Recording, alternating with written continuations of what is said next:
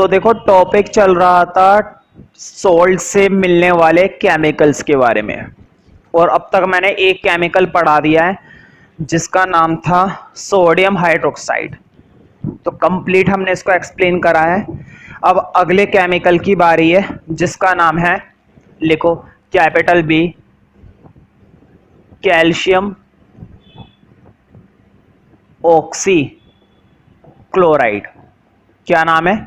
Calcium oxy chloride, जिसको simple भाषा में ब्लीचिंग पाउडर भी कहते हैं। यह वही ब्लीचिंग पाउडर है जो अक्सर मेकअप के लिए इस्तेमाल किया जाता है। यह वही ब्लीचिंग पाउडर है जिसका इस्तेमाल अक्सर कपड़ों वगैरह को धोने के लिए भी किया जाता है। ये वही ब्लीचिंग पाउडर है जिसको अक्सर दीवारों पर वाइट वॉश करने के लिए भी, ब्लीच करने के लिए इस्तेमाल किया जाता है। ये वही ब्लीचिंग पाउडर है जब हम लकड़ियों से क्या बनाने की कोशिश करते हैं, कागज, बहुत बड़े कमर्शियल लेवल पर। जब लकड़ियों से क्या बनाया जाता है, कागज, तो कागज ऐसे ही नहीं बनाया जाता कि पेड़ काट के घर ले गए और बन गया कागज, ऐसे नहीं होता। बहुत बड़े लेवल पर इसका प्रोसेस किया जाता है। जब पहले लकड़ी का क्या तैयार किया जाता है, पल्प, उसका गूदा, उसकी लुगदी बनाई जाती है। उस लुगदी के अंदर ये डाला जाता है कैल्शियम ऑक्सीक्लोराइड। खैर यूजेस तो बाद में देखेंगे, इसके यूजेस तो बाद में देखेंगे, पहले देखते हैं ये बनता कैसे है। ठीक है, पहले देखना ये जरूरी है बनता कैसे है। तो देखो बहुत ही आसान है इसको बनाना।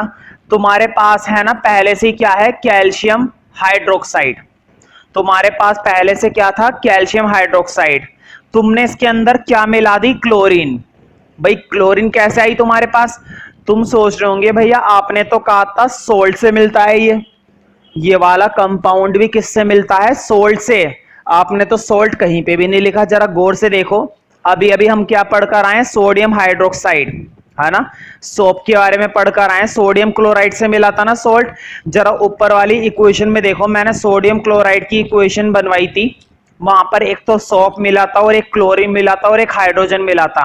मुझे बताओ ये जो क्लोरीन मिली है ये किससे मिली है? ये सोल्ट से ही तो मिली है। ये क्लोरीन क्या हवा में से आई है उड़कर तुम्हारे पास? नहीं, ये क्लोरीन तुमने किससे एक्सट्रैक्ट करी है, किससे निकाली है? सोडियम क्लोराइड से। अब उसी सोडियम क्लोराइड से निकलने वाली क्लोरीन का इस्तेमाल करके ही तुम कैल्शियम ऑक्सीक्लोराइड बना रहे हो। तो इस बात का ध्यान रखो कि कैल्शियम ऑक्सीक्लोराइड भी किससे मिलता है, सोल्ट से ही मिलता है। कभी तुम्हारे दिमाग में ये हो कि मैंने सोल्ट का तो इस्तेमाल ही नहीं करा, बिल्कुल मैंने सोल्ट का इस्तेमाल नहीं करा, लेकिन मैंने जो क्लोरीन यूज करी है वो क्लोरीन कहां से आई है, सोल्ट से ही आई है। अब जरा रिएक्शन को कंप्लीट करते हैं। देखो कैल्शियम हाइड्रोक्साइड क्लोरीन के साथ रिएक्ट करता है, तो एक तो वो बनाता है कैल्शियम ऑक्सीक्लोराइड जिसकी हम बात कर रहे हैं, और साथ में एक कंपोनेंट अलग कर देता है जिसको हम कहते हैं H2, दैट इज वाटर। ठीक है, तो लिखना नहीं है अभी कुछ भी, जब मैं रिएक्शन कॉपी करने के लिए बोलूं तब नोट करना। देखो जब तुम कैल्शियम हाइड्रोक्साइड को क्लोरीन के साथ रिएक्ट करवाते हो तो सब्सटेंस बनता है कैल्शियम ऑक्सीक्लोराइड और वाटर सेपरेट हो जाता है। अब तुम सोचेंगे भाई ये कैसे? अब भाई ये तो रिएक्शन है, रिएक्शन ही ऐसे होती है, रिएक्शन थोड़ी ना मैं बता सकता हूं कुछ। ठीक है, तो पहले तो इसकी एक छोटी सी डेफिनेशन लिखो कैल्शियम ऑक्सीक्लोराइड की। लिखो it is also called bleaching powder. It is also called bleaching powder.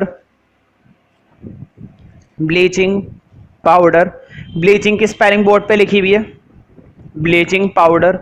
ठीक है, अब देखते हैं कैसे मैन्युफैक्चर होता है। देखो कितना सिंपल सा तरीका है।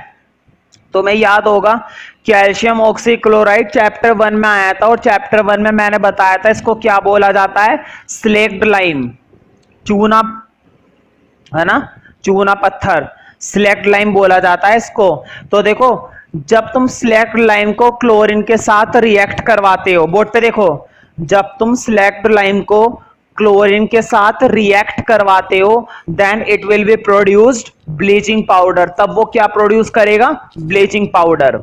तो यही चीज तुम्हें किस में लिखनी है, मैन्युफैक्चर में। एक डॉट बना के सब हेडिंग बना दो, लिखो मैन्युफैक्चर। मैन्युफैक्चर का मतलब है किसको कैसे तैयार किया जाता है, तो लिखो। तो सिंपल सी बात है, देखो कैसे तैयार किया जाता है। When chlorine is reacted with, when chlorine is reacted with slaked lime, slaked lime वो भी घुला हुआ नहीं, ध्यान रखना पाउडर की फॉर्म में, ये ड्राई फॉर्म में होता है, घुला हुआ नहीं होता, घुला हुआ नहीं है। ड्राई स्लेक्ड लाइम के साथ जब रिएक्ट किया जाता है then it will be produce bleaching powder. तो लिखो bleaching powder is produced by, bleaching powder is produced by the reaction of chlorine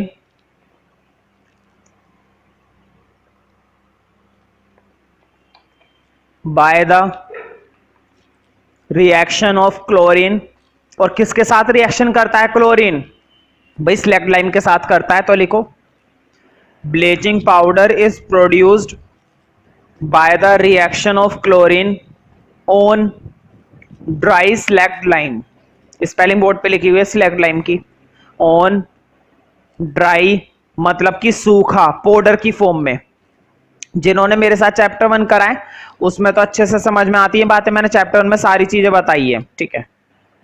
खैर उससे कोई इतनी प्रॉब्लम भी नहीं है, बस नाम ही बताया मैंने वहां पर भी, ठीक है।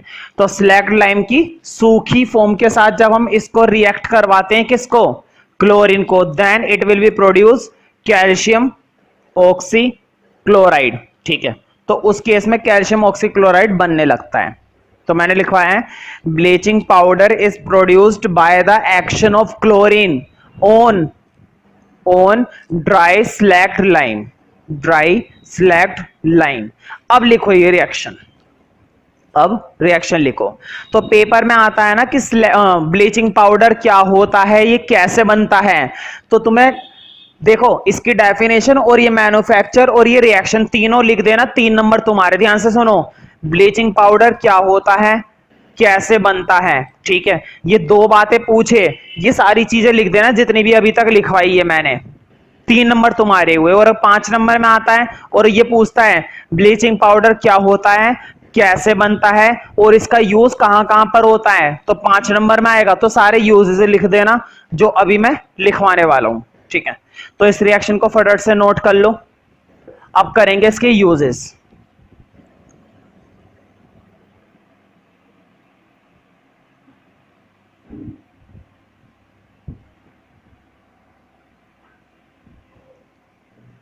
तो एक सब हेडिंग और बना दो, लिखो यूजेस, स्मॉल ए करके लिखना। पहला यूज तो मैंने पहले बता दिया था, कपड़ों वगैरह को धोने के लिए ब्लीचिंग पाउडर का इस्तेमाल किया जाता है, लेकिन ये ब्लीचिंग पाउडर थोड़ा सा नुकसानदायक होता है, ज्यादा कपड़े इसमें धोने नहीं चाहिए, ठीक है, गलने का डर रहता है। तो लिखो for bleaching cotton clothes, for bleaching cotton clothes. इससे क्या होता है, इससे ना कपड़ों में थोड़ा सा सफेदपन आ जाता है। अगर हम थोड़ा सा ब्लीच कर देते हैं तो कपड़ा ना थोड़ा सा क्लीन सा लगने लगता है, नया सा लगने लगता है। लेकिन अगर इसको ज्यादा इस्तेमाल करोगे तो कपड़े की हालत खराब भी हो जाती है, कई बार मतलब घिस जाता है, बेकार होता चला जाता है, जल्दी फट जाता है। तो लिखो for bleaching cotton clothes in the laundry, जो लॉन्ड्री वगैरह होते हैं, मतलब जो कपड़े वगैरह धोने का काम करते हैं उसे कहते हैं लॉन्ड्री, इन द लॉन्ड्री, ठीक है। नंबर बी, मैंने बताया था पेपर बनाने के लिए, कागज वगैरह बनाने के लिए, लकड़ी का गूदा बनाने के लिए लकड़ी की क्या बनाई जाती है, लुगदी। उस लुगदी के अंदर इसको मिलाया जाता है, मतलब जब लकड़ी का क्या तैयार कर लिया जाता है, पल्प। लकड़ी का क्या बना दिया जाता है, पल्प। पल्प क्यों बनाते हैं, ताकि हम आसानी से क्या तैयार कर सके, पेपर, कागज बना सके, ठीक है। तो उस लुगदी के अंदर, उस पल्प के अंदर, पल्प का मतलब होता है गूदा, उस गूदे के अंदर क्या मिलाई जाती है, कैल्शियम ऑक्सीक्लोराइड, ब्लीचिंग पाउडर। तो लिखो नंबर बी, लिखो फॉर ब्लीचिंग वुड, वुड पे लिखा हुआ है would, for bleaching would, wood pulp, for bleaching wood pulp, for bleaching wood pulp, wood pulp in paper factories, in paper factories मतलब ऐसे कारखाने जहां पर क्या बनाया जाता है, पेपर वगैरह, इन paper factories, for bleaching wood pulp in paper factories. मतलब पेपर फैक्ट्री में वुड के पल्प में क्या मिला दिया जाता है, ब्लीच। उससे है ना वो व्हाइटनेस आ जाती है, कागज पर थोड़ी सी व्हाइटनेस आ जाती है, और लुगदी लुगदी मजबूत बनती है, मतलब अच्छी तेजी से बनती है, जल्दी से अच्छे से मसला जा सकता है। लिखो सी। तो ध्यान रखना, कैल्शियम ऑक्सीक्लोराइड की एक खासियत और होती है, देखो इसके अंदर क्या है, कैल्शियम ऑक्सीक्लोराइड। तुम्हें याद होगा चैप्टर 1 में मैंने एक टॉपिक पढ़ाया था, ऑक्सीडाइजिंग एजेंट। ऑक्सीडाइजिंग एजेंट मैंने वहां पर बताया था, ऑक्सीडाइजिंग एजेंट वो होता है जो ऑक्सीजन ऐड करवाने में मदद करता है, जो ऑक्सीजन को क्या करवाता है, ऐड करवाता है। तो देखो इसके अंदर भी तो ऑक्सीजन है, इसलिए इसलिए इसको एक ऑक्सीडाइजिंग एजेंट के रूप में भी यूज किया जाता है। अब कैसे किया जाता है वो रिएक्शन तो मेरे पास नहीं है, लेकिन इतना ध्यान रखो कि कैल्शियम ऑक्सीक्लोराइड के अंदर भी क्या आ रही है, ऑक्सीजन। तो इसलिए अक्सर हम इसको कैसे यूज कर लेते हैं, ऑक्सीडाइजिंग एजेंट की फॉर्म में। अगर मेरे पास रिएक्शन होती तो मैं जरूर लिखवाता, फिलहाल ये तीसरा यूज लिख लो, बस लिखो। इट इज यूज्ड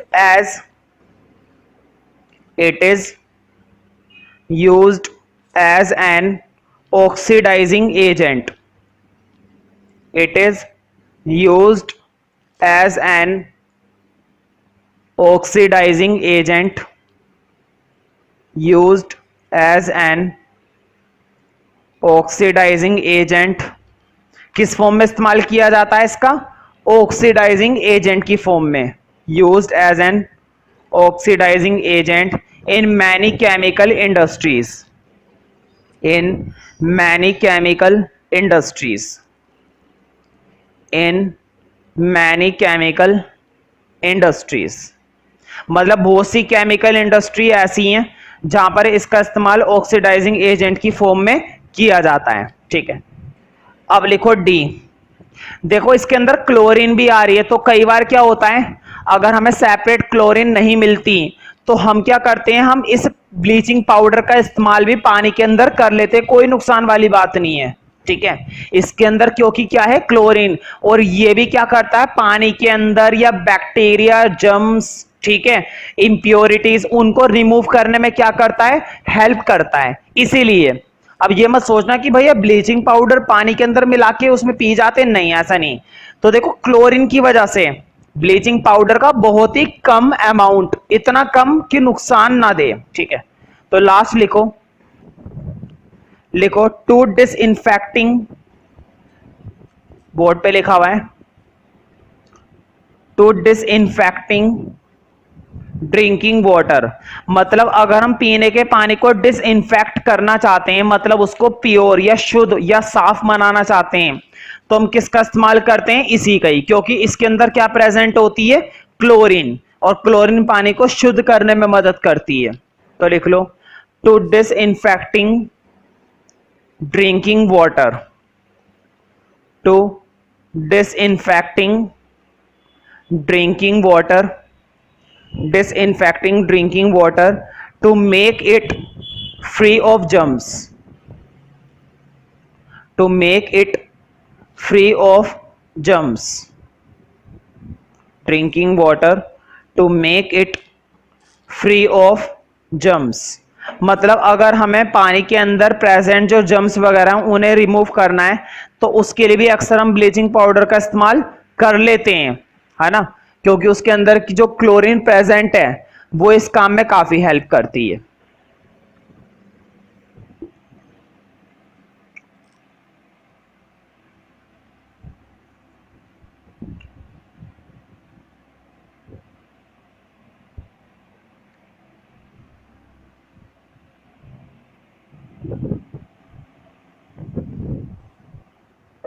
अगला केमिकल है सोडियम हाइड्रोजन कार्बोनेट। तो लिखो नंबर 3, नंबर 3 लिखो या कैपिटल सी लिखो, मतलब जो भी तुम लोग नंबरिंग डाल रहे हो, ए बी सी या 1 2 3। तो लिखो सोडियम हाइड्रोजन कार्बोनेट। मैंने पहले इसका मतलब बता दिया था। इसका मतलब बेकिंग सोडा भी होता है, नाम से ही पता चल रहा है बेकिंग। कोई सी भी चीज बेक करनी है ना या जल्दी करनी है, उसके अंदर हम बेकिंग सोडा का इस्तेमाल करते हैं। केक को स्पॉन्जी बनाने के लिए, केक को मुलायम और सॉफ्ट बनाने के लिए बेकिंग सोडा का इस्तेमाल किया जाता है। घर में अगर कुकिंग जल्दी करनी, मतलब जैसे आलू वगैरह जल्दी उबालने, तो उसके अंदर भी बेकिंग सोडा का इस्तेमाल कर लिया जाता है। ठीक है, तो कई बार पेपर में आया है कि जब हम इसे कुकिंग में इस्तेमाल करते हैं, मुझे बताओ, जब हम इसे आलू उबालने के लिए रख रखे कुकर में पानी के साथ, और उसमें तुमने थोड़ा सा क्या डाल दिया, बेकिंग सोडा। बेकिंग सोडा के अंदर हीट पास होने लगेगी ना भाई। जब गैस ऑन कर दोगे, पानी के अंदर तुमने क्या डाल रखा था, बेकिंग सोडा डाल रखा था, और आलू उबल रहे थे और तुमने नीचे से गैस ऑन कर दी। अब वो हीट किस में जा रही है, बेकिंग सोडा में। अब वो हीट किसके अंदर जा रही है, बेकिंग सोडा में जा रही है। तो पेपर में कई बार आया है, उस रिएक्शन का नाम बताओ जब बेकिंग सोडा के अंदर क्या पास होने लगती है, हीट पास होने लगती है। तो कौन सा सब्सटेंस बनता है और वो रिएक्शन बताइए, वो रिएक्शन कौन सी होती है। ये बात पेपर में कई बार आ चुकी है, और इसीलिए इसीलिए ये वाला टॉपिक बहुत इंपॉर्टेंट है। ये वाला कंपाउंड, मतलब मैंने पहले बताया था सॉल्ट से मिलने वाले चारों केमिकल इंपॉर्टेंट है, लेकिन ये वाला केमिकल कुछ ज्यादा इंपॉर्टेंट है, तो लिख लेना इस पर अलग से, क्योंकि इसमें दो रिएक्शन है। एक तो वो कि ये बनता कैसे, वो तो खैर आम बात हो गई, ये तो मैं हर हर टॉपिक में बता रहा हूं कि हर कंपाउंड बनता कैसे। लेकिन इसमें मैं एक चीज और बताऊंगा कि जब इसको हीट से पास करवाया जाता है, जब कुकिंग में इसका इस्तेमाल किया जाता है तो हीट से पास करवाया जाता है, तो हीट के समय कौन सी रिएक्शन बनती है, तो वो रिएक्शन भी पढ़नी है। तो वो तो बाद में आएगी, पहले इसके बारे में कुछ बातें लिखो। लिखो एक छोटी सी डेफिनेशन इसके आगे लिखो, it is also called baking soda. It is also called baking soda, मतलब इसको हम और क्या कहते हैं, baking soda. It is also called baking soda. और तुम्हें मालूम है जनरली इसका इस्तेमाल कुकिंग वगैरह के लिए किया जाता है। ठीक है, तो लिख लो इसी के अंदर, generally it is used, generally it is used to cook faster. Generally it is used to cook faster, मतलब अगर हमें फास्टर कुकिंग करनी है तो उस केस में इसका हम इस्तेमाल कर सकते हैं कुकिंग के लिए। Generally used to cook faster. तो देखो हाथ के हाथ मैंने इसका यूज भी लिखवा दिया था, लेकिन अभी हम इसके यूजेस पढ़ेंगे। ठीक है, अब देखते हैं ये मैन्युफैक्चर कैसे किया जाता है। तो इस बात का ध्यान रखना, इसका मैन्युफैक्चर सिर्फ सोल्ट से नहीं होता है, और भी बहुत कुछ चाहिए, क्योंकि तुम्हें मालूम है इसके अंदर कितना कुछ है, सोडियम, हाइड्रोजन, कार्बोनेट। क्या इतना कुछ सोल्ट में मिल पाता है, नहीं। सोल्ट में क्या मिल पाता है, केवल सोडियम बस, और कुछ नहीं मिल पाता। तो हाइड्रोजन कहां से आएगा, कार्बोनेट कहां से आएगा, वो यहां से आएगा। देखो तुम्हारे पास क्या था, सोल्ट था, सिर्फ सोल्ट था, सोल्ट से तो बात बनने वाली है नहीं, तो तुमने इसको पानी में घोल दिया। पानी में घोला तो चलो ठीक है, उसके बाद तुमने इसमें अमोनिया भी मिलाया। अब तुम क्वेश्चन करोगे भैया अमोनिया क्यों मिलाया, तो ध्यान रखना, जब तक तुम इसमें अमोनिया नहीं मिलाओगे ना तब तक ये कंपाउंड नहीं मिलने वाला, क्योंकि हाइड्रोजन चाहिए और वो भी कार्बोनेट के साथ चाहिए। तो कार्बोनेट के लिए भी हमें एक चीज और डालनी पड़ेगी इसके अंदर, कार्बन डाइऑक्साइड। क्यों, क्योंकि देखो क्या इसके अलावा कहीं पर भी कार्बन है, क्या इन तीन के अंदर कार्बन है, नहीं। कार्बन डालनी है तो कौन सी गैस अटैच करनी पड़ेगी, CO2, तब जाके तुम्हें कार्बोनेट मिलेगा, क्योंकि तुम्हें कार्बोनेट का सिंबल मालूम होगा CO3 होता है, और CO3 चाहिए तो तुम्हें CO2 तो डालना ही पड़ेगा। अब देखो कैसे बनेगी, अब हमारे काम की चीज बन सकती है, बताओ। सबसे पहले तो बन जाएगा सोडियम हाइड्रोजन कार्बोनेट, कंपाउंड तो बन गया। बोर्ड पे देखो, इधर से सोडियम, इधर से हाइड्रोजन, और इधर से कार्बोनेट, तो तीनों को मर्ज करके हमने सोडियम हाइड्रोजन कार्बोनेट तो बना दिया। एक कंपाउंड और बनता है इस केस में, लिखो NH4Cl। मैं बोल देता हूं, शायद वीडियो में दिखाई ना दे। NH4Cl, NH4Cl, ठीक है। तो इसका नाम क्या होता है मैं लिख देता हूं, उधर तो स्पेस नहीं है, तो देखो मैं एरो बना के ना इसका नाम यहां पे लिख रहा हूं। उस वाले को बोला जाता है अमोनियम क्लोराइड। अभी तुम्हें कुछ भी लिखना नहीं है, जब मैं रिएक्शन कॉपी करने के लिए बोलूं तब लिखना है अमोनियम क्लोराइड। देखो मैंने एरो बना के उधर का नाम इधर लिखा है, तुम्हें ऐसा नहीं करना, तुम्हें तो उसके नीचे ही लिखना है। मेरे पास स्पेस तो है लेकिन वीडियो में दिखाई नहीं देगा, इसलिए मैंने एरो बना के इधर लिख दिया। अब इसके नीचे लिखो बेकिंग सोडा, क्योंकि यहां पर तो स्पेस है और तुम्हें दिखाई भी दे रहा होगा। तो ये है हमारा बेकिंग सोडा। तो होता क्या है, बोर्ड पे देखो, अगर तुम्हें बेकिंग सोडा तैयार करना है ना तो इतनी आसानी से तैयार नहीं होता है कि तुमने CO2 मिलाया है, ये लिख लेना, ये होता है हमारा अमोनिया। जनरली हम इसको क्या बोलना पसंद करते हैं, अमोनिया। बाकी तो तुम्हें मालूम ही है, ये CO2 कार्बन डाइऑक्साइड वाटर और ये सोल्ट, ठीक है। तो होता क्या है, इस चीज को मिलाते जरूर है लेकिन पानी बिल्कुल कोल्ड होना चाहिए, ठंडा, तब जाके रिएक्शन शुरू होती है। गर्म पानी में रिएक्शन नहीं होगी इतनी आसानी से, ठंडे पानी में रिएक्शन करोगे बढ़िया रहेगी, ठीक है। तो पहले तो एक सब हेडिंग बना दो, डॉट बना के रिएक्शन से पहले मैन्युफैक्चर। पहले तो कुछ बातें लिखनी है, तब ये रिएक्शन लिखनी है जब मैं बोलूं। तो देखो बोर्ड पे बिल्कुल सिंपल सा काम है, क्या लिखना है मैन्युफैक्चर में वो तुम्हें पहले से मालूम हो जाएगा। देखो, when sodium chloride reacted with cold water and ammonia and carbon dioxide, then it will be produced baking soda and ammonium chloride, ठीक है। तो देखो जो रिएक्शन है ना उसी को लैंग्वेज में लिखना है, लिखो baking soda is manufactured by, baking soda is manufactured by, मतलब जब इसको मैन्युफैक्चर्ड करते हैं, कैसे करते हैं, देखो सोडियम क्लोराइड को ठंडे पानी में घोलकर उसका क्या तैयार कर लेते हैं, सॉल्यूशन। तुम्हें मालूम है ना, जब किसी भी चीज को पानी में घोला जाता है तो क्या तैयार हो जाता है, उसका सॉल्यूशन। और फिर उस सॉल्यूशन को किसके साथ रिएक्ट करवाते हैं, उस सॉल्यूशन को रिएक्ट करवाते हैं अमोनिया के साथ।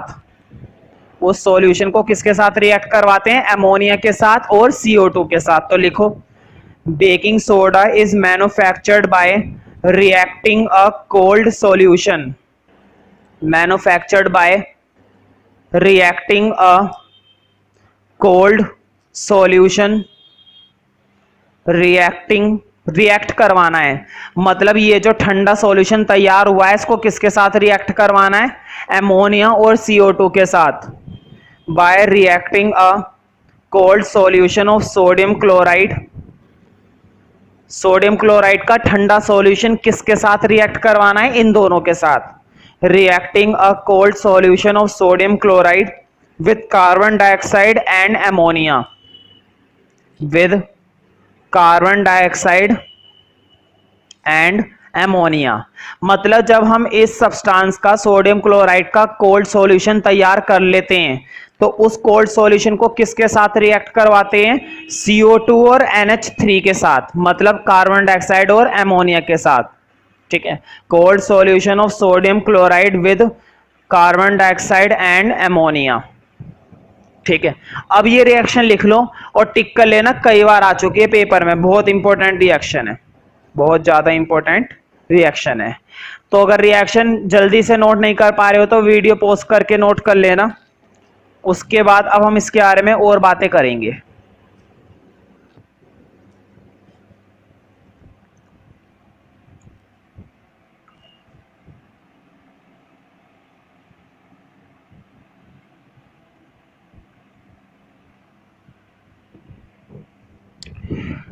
तो देखो बेकिंग सोडा तुमने अपने घर में भी देखा होगा, किस तरह का होता है, सफेद कलर का होता है, मतलब इसके जो क्रिस्टल्स होते हैं, इसके जो छोटे छोटे टुकड़े होते हैं वो कैसे कलर के होते हैं, व्हाइट कलर के, छोटे छोटे, जैसे नमक होता है ना, बिल्कुल इस तरह से बहुत छोटे होते हैं। तो कई बार पेपर में आया है कि अगर इसमें हीट पास करवाई जाती है, मतलब जब हम इसका इस्तेमाल किस में करते हैं, कुकिंग में, तो कुकिंग में तो इसमें क्या पास होती रहती है, heat.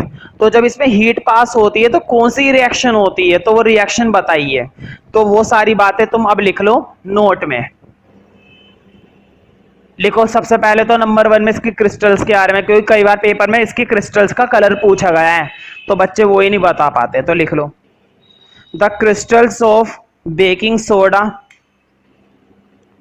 The crystals of baking soda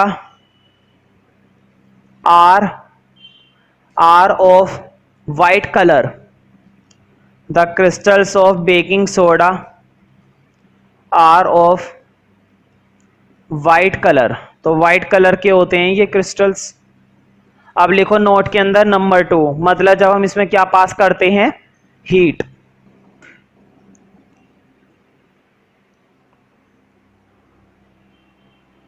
number 2 में लिखो ऑन हीटिंग, ऑन हीटिंग, या फिर एक काम करो लिखाऊंगा बाद में, पहले ना रिएक्शन समझ लो।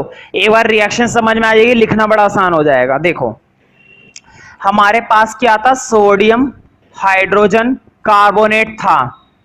इसको तुमने पानी में डाला, मतलब भाई आलू उबालते हैं, कुकिंग करते हैं ना, कुकिंग करते समय किसी चीज में तो डालोगे ना बेकिंग सोडा, या फिर हवा में डालोगे, ऐसे थोड़ी ना होता है, किसी चीज के अंदर ही तो डालोगे और फिर गैस जला दोगे, ये तो होता है। तो गैस जलाते इसमें क्या पास होने लगती है, हीट। तो देखो सोडियम हाइड्रोजन कार्बोनेट था और इसके अंदर क्या पास होने लगी, हीट। तो हीट पास होते के साथ ही इसके ना 2 कंपोनेंट डिवाइड हो जाते हैं, एक तो बनता है सोडियम कार्बोनेट और एक होता है कार्बन डाइऑक्साइड और एक होती है H2O। ये भी थोड़ा बहुत क्या निकालता है, पानी, पानी रिलीज करता है। ध्यान रखना सोडियम कार्बोनेट के बारे में मैंने पहले बता दिया है, ये एक तरीके का सॉल्ट होता है, ये एक तरीके का क्या होता है, सॉल्ट होता है। और वो भी कैसा सॉल्ट, जिसका नेचर कैसा है, बेसिक, जिसका नेचर कैसा है, बेसिक। सोडियम कार्बोनेट सॉल्ट कैसे बनता है, ये मैंने सॉल्ट वाले टॉपिक में पढ़ाया था, नहीं है यकीन तो वीडियो पोस्ट करके तुम पीछे सॉल्ट वाले टॉपिक में इसके बारे में देख सकते हो, ये मैंने बनवा रखा है। खैर वो सब छोड़ो, कुल मिलाकर ये है। तो तुम्हें पेपर में बताना है कि अगर बेकिंग सोडा में हीट पास की जाएगी तो वो अपने 3 कंपोनेंट में टूट जाता है। किस किस में टूट जाता है, एक तो बनता है सोडियम कार्बोनेट और एक निकलती है कार्बन डाइऑक्साइड, और वाटर भाप बनकर बाहर निकल जाता है, और CO2 भी भाप बनकर गैसियस फॉर्म है वैसे तो ये, ठीक है। तो लिख लेना इस रिएक्शन को, अभी नहीं जब मैं बोलूं, अभी तो पहले तुम्हें नोट के अंदर वो पॉइंट लिखना है जो मैं लिखवाने वाला था, और इसको बैलेंस्ड भी कर लेना। बैलेंस कुछ खास नहीं है, बस यहाँ पर 2 आएगा। पहले लिखो नोट के अंदर सेकंड पॉइंट। तो देखो तुम्हें लिखना क्या है, देखो जब हम हीट पास करते हैं तो हीट पास करने के बाद क्या क्या डीकंपोजिशन हो जाता है, सोडियम कार्बोनेट का, CO2 का, H2O का, मतलब सोडियम हाइड्रोजन कार्बोनेट किस में कन्वर्ट हो जाता है, सोडियम कार्बोनेट में, कार्बन डाइऑक्साइड में और H2O में। तो इसके अंदर ये कन्वर्ट हो जाता है। अब लिखो नोट के अंदर सेकंड पॉइंट में। तो देखो मैंने बैलेंस्ड करके खुद यहां पर 2 लगा दिया है पहले से ही, तुम लोगों को बैलेंस करनी आनी चाहिए। मैं आशा करता हूं कि तुम कम से कम एक बार खुद से बैलेंस करके देखो इसको। तो लिखो नंबर 2 के अंदर ऑन हीटिंग इट डीकंपोजेस। डीकंपोजेस का मतलब होता है टूट जाना। तो मुझे बताओ बेकिंग सोडा कितने कंपोनेंट में टूट गया है, 1 2 3, पूरे कितने कंपोनेंट में वो टूट चुका है, 3 कंपोनेंट में। तो लिखो on heating it decomposes to produce, और क्या क्या प्रोड्यूस करा है इसने, it decomposes to produce sodium carbonate. इसको हम क्या बोलते हैं, sodium carbonate. To produce sodium carbonate and CO2 and water, to produce sodium carbonate and CO2 and water। ठीक है, तो ये 3 कंपोनेंट में डिवाइड हो जाता है जैसे इसके अंदर से क्या पास की जाती है, हीट। अब तुम ये रिएक्शन कॉपी कर सकते हो, वीडियो पोस्ट करना चाहो तो कर सकते हो।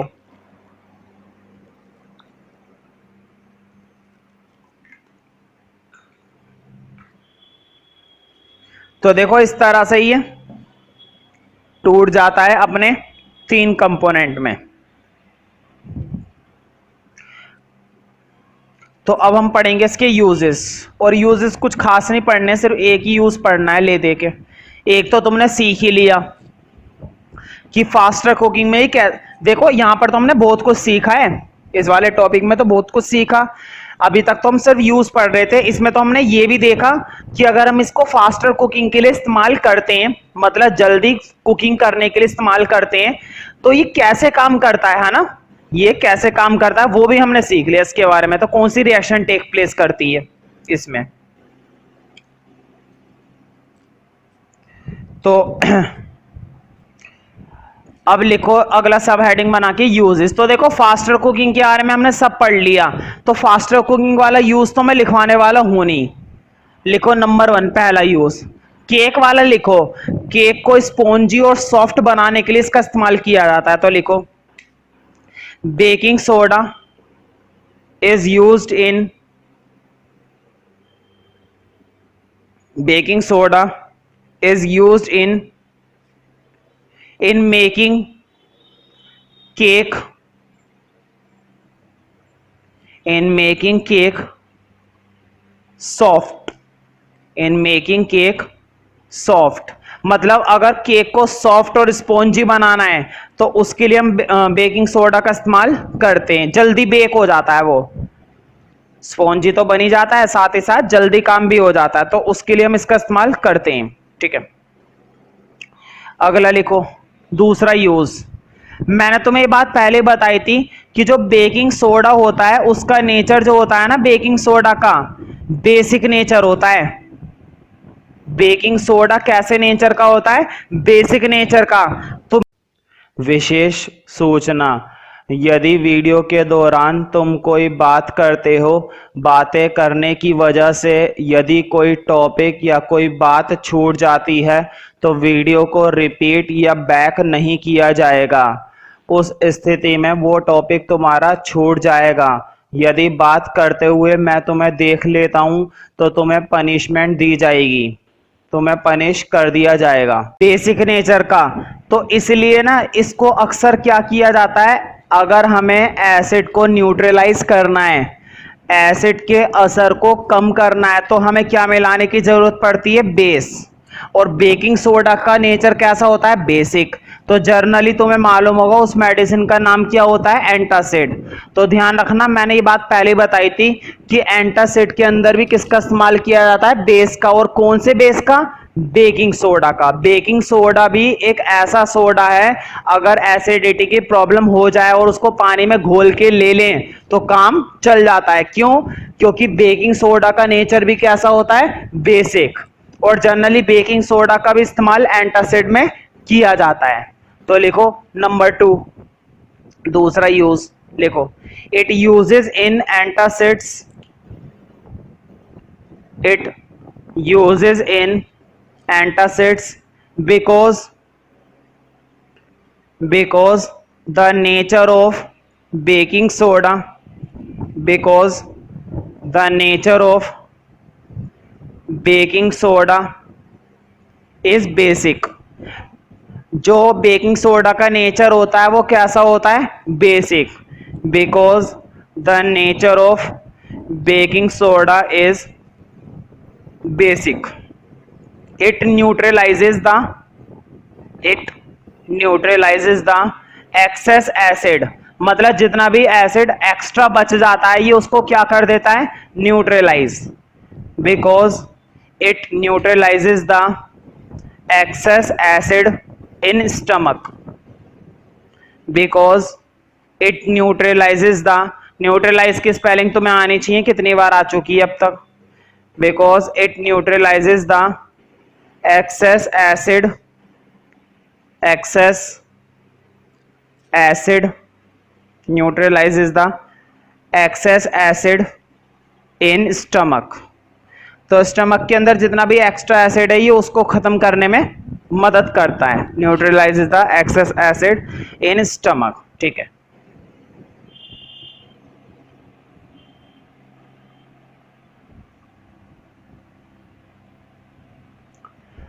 तो अब हमारा आखिरी केमिकल बचा है सॉल्ट से बनने वाला, जो कि हमारा है वॉशिंग सोडा। नाम से ही पता चल रहा है, और इसको बच्चे सबसे ज्यादा पसंद करते हैं। क्यों? क्योंकि इसकी रिएक्शन ही बहुत आसान है।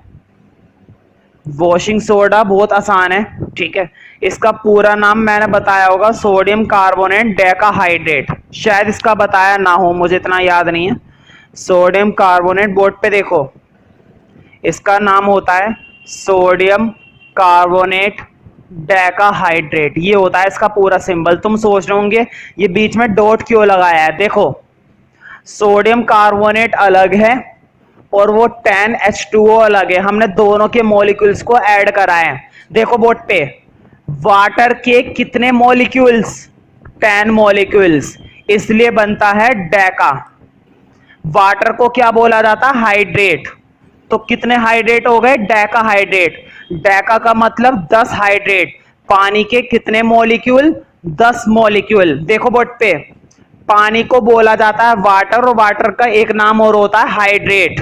और पानी के कितने मॉलिक्यूल हैं? 10, इसलिए क्या बोला जाता है? डेकाहाइड्रेट। मतलब जब सोडियम कार्बोनेट में तुम हाइड्रेट्स के 10 मॉलिक्यूल अटैच करते हो, जब सोडियम कार्बोनेट में पानी के 10 मॉलिक्यूल अटैच करते हो, तब पूरा बनता है वॉशिंग सोडा। देखो, अगर 10 ना होता, 1/2 होता, पानी के 10 मॉलिक्यूल नहीं होते, पानी के केवल आधे मॉलिक्यूल होते, तो उस केस में बोला जाता है इसको हेमीहाइड्रेट। क्या बोला जाता है? हेमीहाइड्रेट। क्यों? क्योंकि पानी के आधे मॉलिक्यूल हैं। हेमिस्फेयर सुना है ना मैथ्स के अंदर? मैथ्स के अंदर एक फिगर होती है जिसको हम क्या बोलते हैं? हेमिस्फेयर। हेमिस्फेयर मतलब पूरे स्फेयर का आधा, पूरे के पूरे स्फेयर का आधा क्या कहलाता है? हेमिस्फेयर। तो हेमी वर्ड वहीं से आया है, आधे का मतलब हेमी और पानी का मतलब हाइड्रेट। तो अगर आधा होता है तो हम बोलते हैं हेमीहाइड्रेट, 10 होता है तो बोलते हैं डेकाहाइड्रेट, ठीक है। तो एक दो नाम है बस, ये नहीं कि सबके नाम होते हैं मेरे पास। तो कभी कभी पानी के 2 मॉलिक्यूल, कभी कभी पानी के 5 मॉलिक्यूल, कभी कभी पानी के आधे मॉलिक्यूल अटैच होते हैं। लेकिन वॉशिंग सोडा में पानी के कितने मॉलिक्यूल अटैच हुए हुए होते हैं? 10। क्यों? क्वेश्चन है क्यों? क्योंकि वॉशिंग सोडा कभी भी बिना पानी के काम कर ही नहीं सकता। अगर तुम्हारे पास केवल डिटर्जेंट है तो क्या बिना पानी के काम कर पाओगे? नहीं। देखो, सोडियम कार्बोनेट तो रहेगा, पानी के बिना तो काम चलते ही नहीं, इसलिए पानी के मॉलिक्यूल इसमें अटैच करने ही पड़ते हैं। तो पहले तो इसकी एक छोटी सी डेफिनेशन लिखो। लिखो, washing soda is sodium carbonate. Symbol लिखना, जब मैं बोल रहा हूं ना सोडियम कार्बोनेट, तो सिंबल लिखना है। बोर्ड पे देखो, ऐसे लिखना है। देखो, सुनो ध्यान से, washing soda is sodium carbonate, ठीक है। अब लिखो, washing soda is sodium carbonate containing 10 molecules of water। क्योंकि इसके अंदर पानी के कितने मॉलिक्यूल अटैच हुए हुए होते हैं? ये जो डॉट मैंने लगाया था ना, डॉट का मतलब है इसके अंदर पानी के पूरे 10 मॉलिक्यूल चिपके हुए हैं, अटैच हुए हुए हैं। containing 10 molecules of water, containing 10 molecules of water। तो देखो, इसको बनाना बहुत आसान है। तुम्हारे पास सोडियम कार्बोनेट है पहले से ही।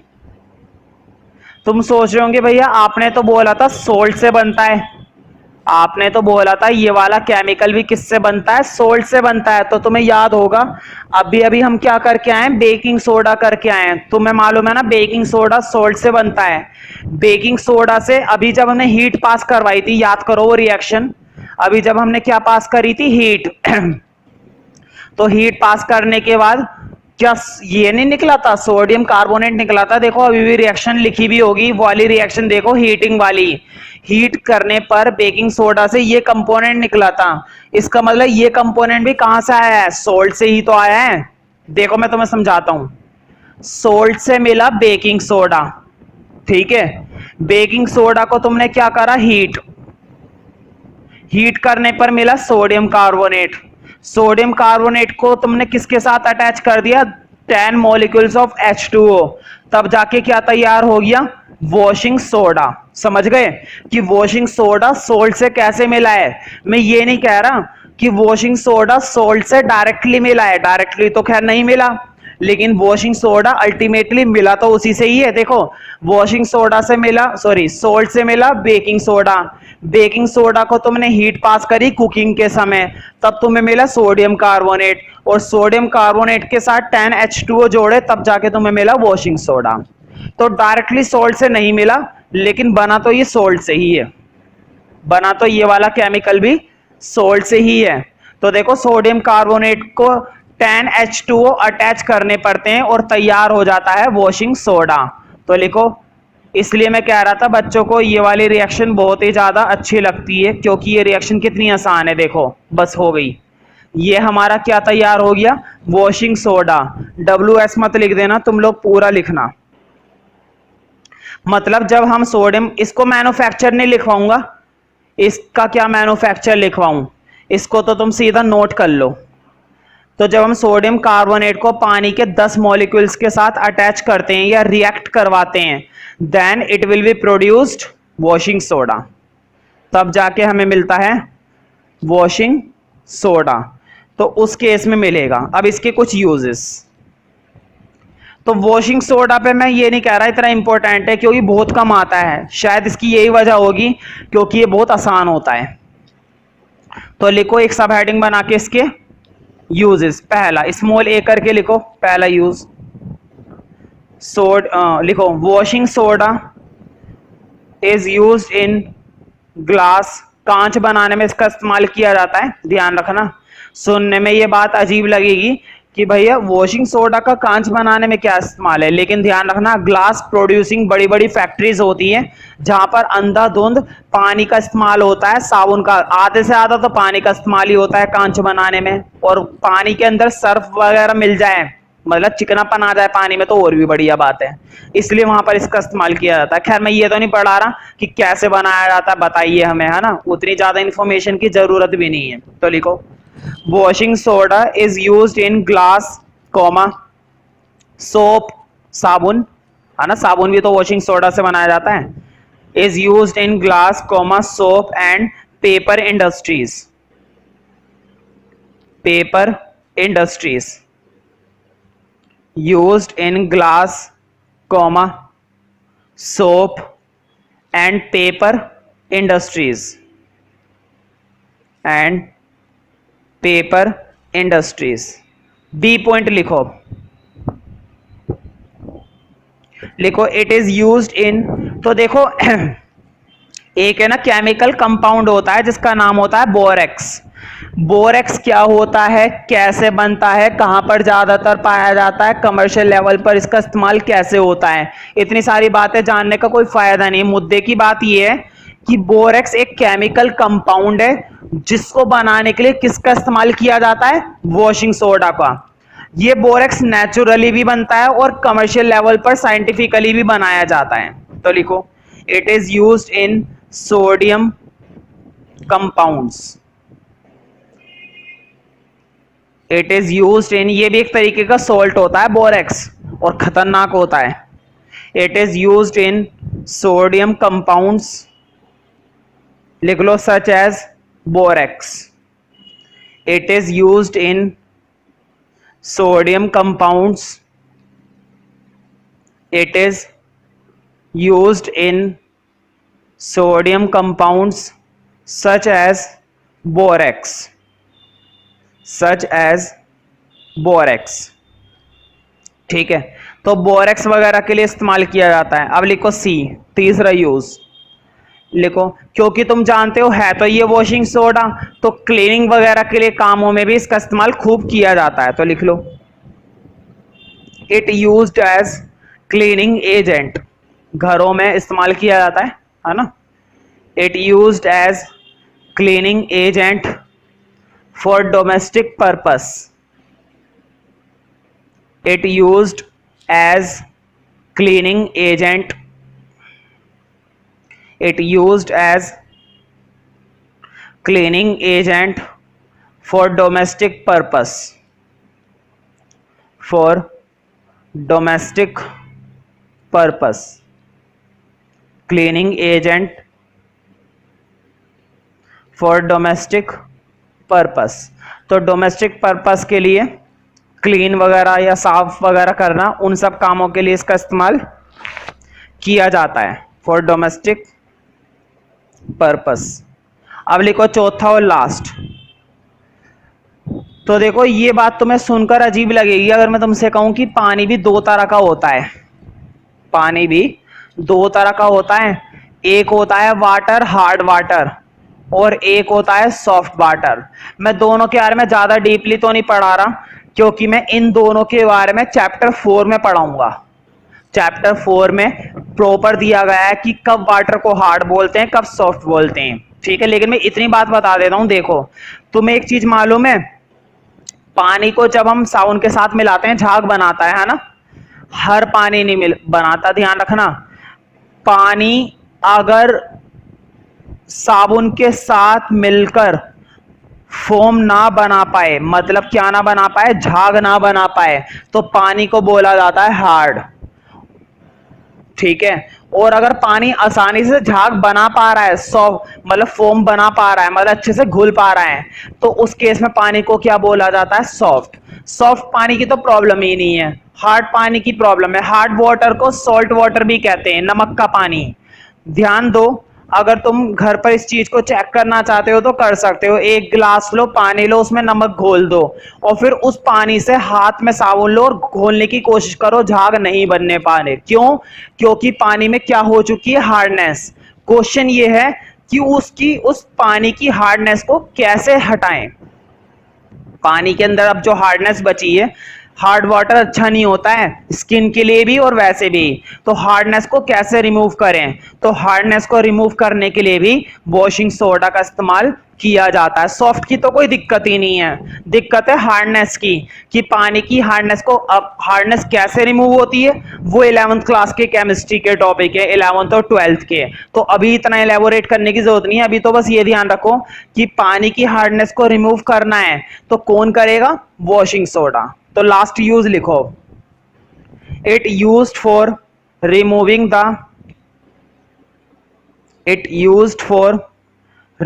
The hardness of water. It used for removing the hardness of water. Hardness of water मतलब अगर पानी की हार्डनेस को खत्म करना चाहते हो, रिमूव करना चाहते हो, तो उस केस में तुम्हें क्या इस्तेमाल करना पड़ेगा, वॉशिंग सोडा। और वो बहुत आसानी से किसी भी तरह के पानी की हार्डनेस को रिमूव करने में काफी हद तक हेल्प करता है। तो इस बात का याद रखना।